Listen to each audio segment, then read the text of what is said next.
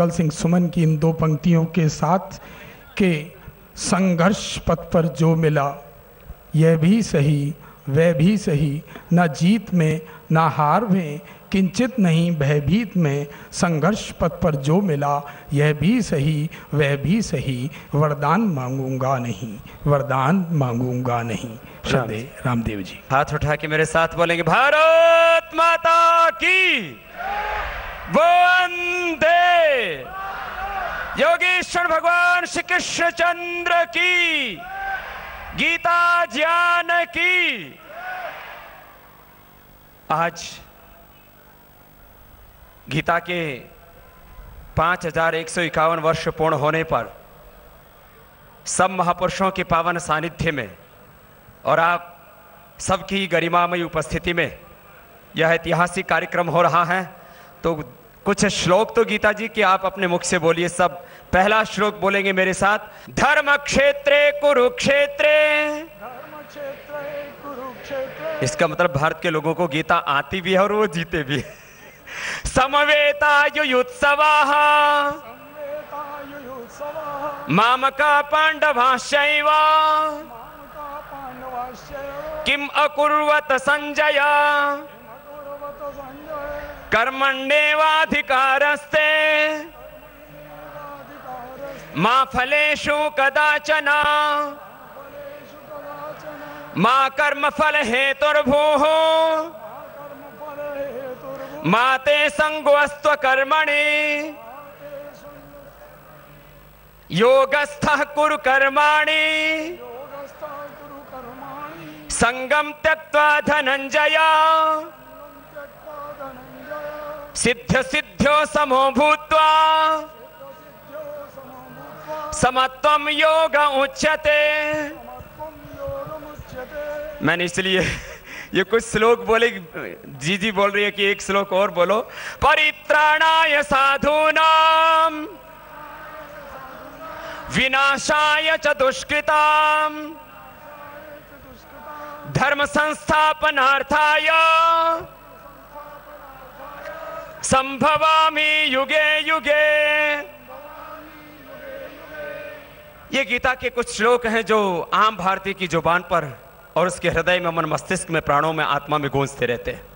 आज उन्हीं गीता के उपदेशों को और ज्यादा गहराई से जीने का संकल्प लेने के लिए आप सब प्रतिबद्ध हैं।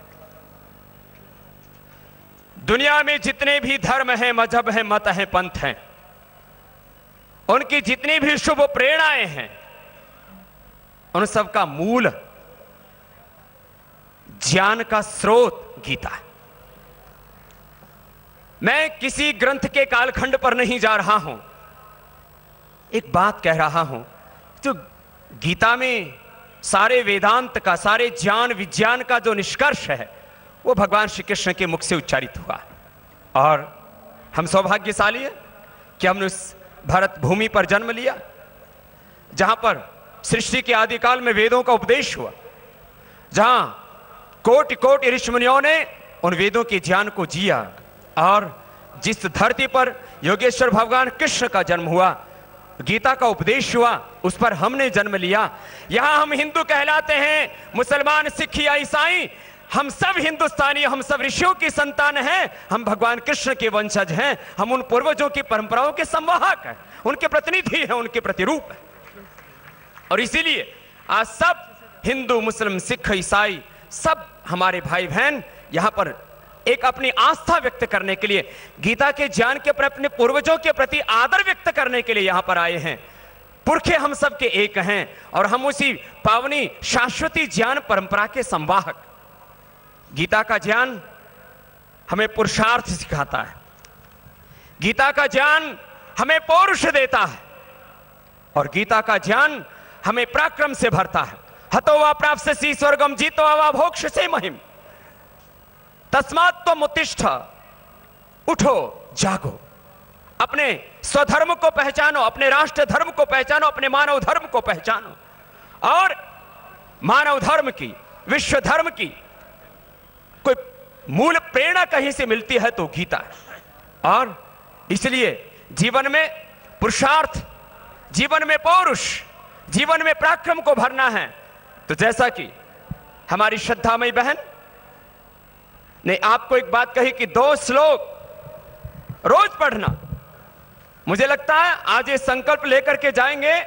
बहन सुषमा जी ने जो बात कही है कि हम 2 श्लोक पढ़ेंगे तो पूरे वर्ष में गीता का पारायण हो जाएगा, और जैसे जैसे गीता पढ़ते जाएंगे वैसे आपके जीवन में गीता उतरती जाएगी, और आपके लिए भगवान कृष्ण आपके गुरु के रूप में होंगे, और आप अर्जुन के रूप में खड़े होकर के अपना लक्ष्य ध्येय पूरा करेंगे। श्रद्धामयी बहन ने कहा कि गीता जी को गौरव जो एक किसी राष्ट्र के प्रथम पुरुष को देना चाहिए, इस राष्ट्र के शिखर पुरुष ने दुनिया के एक ताकतवर शख्सियत से जब वो मिले तब उनको कुछ और भेंट में नहीं दिया, उनको गीता जी को भेंट में देकर के ये संदेश दिया है कि भारत का सबसे बड़ा यदि संदेश और उपदेश है तो गीता है। वो गौरव तो मिला है, मुझे पूरा विश्वास है आदरणीय बहन सुषमा जी और हमारे प्रधानमंत्री जी यह कार्य भी बहुत जल्दी ही से देश में करेंगे कि गीता जी को राष्ट्रीय ग्रंथ घोषित करके उसको बहुत बड़ा गौरव जल्दी ही दिलवाएंगे, क्योंकि ये तो इन्हीं का संकल्प है। हम सब तो उस संकल्प में अपनी आहुतियां अर्पित कर रहे हैं। और औपचारिक घोषणा शेष है, अभी 11 तारीख को 11 दिसंबर को उसकी घोषणा हो जाएगी। जैसा कि बहन जी ने कहा 170 देशों ने उसके लिए अपनी स्वीकृति दी है। पूरे विश्व में पहली बार अंतर्राष्ट्रीय योग दिवस 21 जून को मनाया जाएगा। यह भी भारत के योग की विश्व विजय की यात्रा होगी।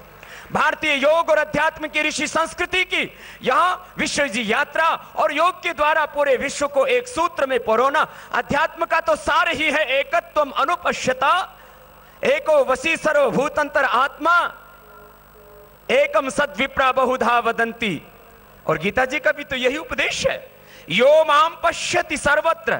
जरा बोलिए मेरे साथ, यो माम पश्यति सर्वत्र सर्वम च मयि पश्यति तस्याहम न प्रणश्यामि सच में न प्रणश्यति। भगवान कहते मैं उनके लिए कभी ओझल नहीं होता और वो मुझसे कभी ओझल नहीं होते जो मुझको सब में देखते हैं। सबका मतलब हिंदू नहीं, सबका मतलब कोई मजहब नहीं, सब में, हिंदू में, मुसलमान में, सिख में, ईसाई में, ब्राह्मण में, क्षत्रिय में, वैश्य में, शूद्र में, दलित में, आदिवासी में, वनवासी में, जन जन में जो मुझको देखते हैं, कण कण में जो मुझको देखते हैं, मेरी ही सत्ता को, उस ब्रह्म के ही एकत्व को जो अनुभव करते हैं, यो माम पश्यति सर्वत्र सर्वम च पश्यति, और मुझ में सबको देखता है, मैं उसके लिए और वो मेरे लिए ओझल नहीं होता, मैं उसको सदा प्राप्त हूं। यही तो गीता का भक्ति योग है। इतना ऊंचा उपदेश किसी एक मजहब के लिए नहीं, सार्वभौमिक वैज्ञानिक उपदेश गीता का। और शुद्ध ज्ञान नहीं जाने न सदृशम पवित्रम ही विद्यते, शुद्ध कर्म ब्रह्मणि आधाय कर्माणि संगम त्यक्त्वा करोति यः लिप्यते न स पापेन पद्म पत्रमेव अम्बसा। हमारा ज्ञान परिशुद्ध हो, जिससे कहीं पर किसी भी क्षेत्र में विभ्रांति ना हो, हमने भ्रांत होकर के जिए, मिथ्या ज्ञान से, अज्ञान से, संशयों से मुक्त होकर के साफ साफ सब कुछ दिखाई दे, कहीं पर भी हमारे जीवन में कोई कंफ्यूजन ना हो। कंफ्यूज्ड है लोग, इसलिए तो बहन ने कहा ना, स्ट्रेस बढ़ा तो चॉकलेट खाई और 445 किलो वजन बढ़ा लिया। माने भाई वजन घटाना है तो चॉकलेट उपाय नहीं है, योग करो, गीता पढ़ो। स्ट्रेस को घटाना है तो चॉकलेट खाने की जरूरत नहीं, कोका कोला पेप्सी का एक टॉयलेट क्लीनर पीने की जरूरत नहीं है, ऋषियों की शरण में आओ। बहुत बच्चे भी बैठे हैं, एक बार इन बच्चों का भी अभिनंदन कीजिए, इतनी तेज धूप में एकाग्र चित्त होकर के बच्चे बैठे, इतने हमारे शांत गंभीर धैर्यवान बच्चे हैं। ऐसे धीतिमान, ऐसे स्मृतिवान, प्रतिभावान, पुरुषार्थी, पराक्रमी, कृतज्ञ, सत्याचरण वाले बच्चों से ही तो राष्ट्र का भविष्य बनेगा। मैं बात कह रहा था, ज्ञान हमारा परिशुद्ध हो, कर्म हमारे शुद्ध हो, भक्ति हमारी शुद्ध हो, शुद्ध ज्ञान, शुद्ध कर्म और शुद्ध उपासना के द्वारा हम अपने जीवन में पूर्णता को प्राप्त करें और अपने जीवन की साधना को आगे बढ़ाते हुए निष्काम सेवा, हमें भगवान के लिए कर्म करने। देखो, एक होता है अधर्म युक्त कर्म, एक होता धर्म युक्त कर्म, एक होता दिव्य कर्म, भागवत कर्म, ब्रह्म कर्म, ब्रह्मार्पणम ब्रह्म हवि ब्रह्माग्नो ब्रह्मणाहुं तम ब्रह्मेतेन गंतव्यम ब्रह्म कर्म समाधिना। तो ब्रह्म कर्म करते हुए ये ब्रह्म कर्म कर रहे हैं, भागवत कर्म किया है हमारे गीता में श्री पूज्य स्वामी ज्ञानानंद जी महाराज जी ने। एक बार जोरदार अभिनंदन इस महापुरुष का सबकी ओर से।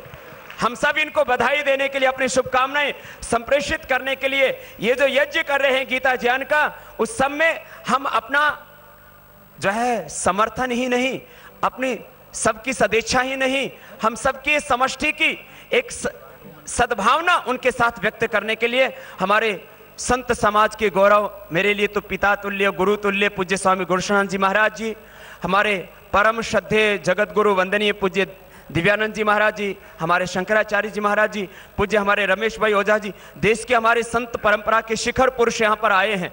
ऐसे महापुरुष यहाँ आप सबको आशीष देने और पूज्य महाराज जी को अपना साथ देने के लिए, और यहाँ इस पूरी गरिमा में मंच पर हमारे सभी मिनिस्टरों से लेकर के हमारे जो है शर्मा जी जो अभी हमारे संस्कृति पर्यटन और उड्डयन मंत्रालय से लेकर के सारे बड़े दायित्व, और मेरे बाईं तरफ हैं सुषमा जी से लेकर के लंबाई में मुझे लगता है इनसे बड़ा कोई होगा ही नहीं है, हमारे शर्मा जी, और हमारे सब महापुरुषों का एक बार सभी महापुरुषों का सबकी ओर से बहुत बहुत वंदन, सबको प्रणाम, सबको अभिनंदन।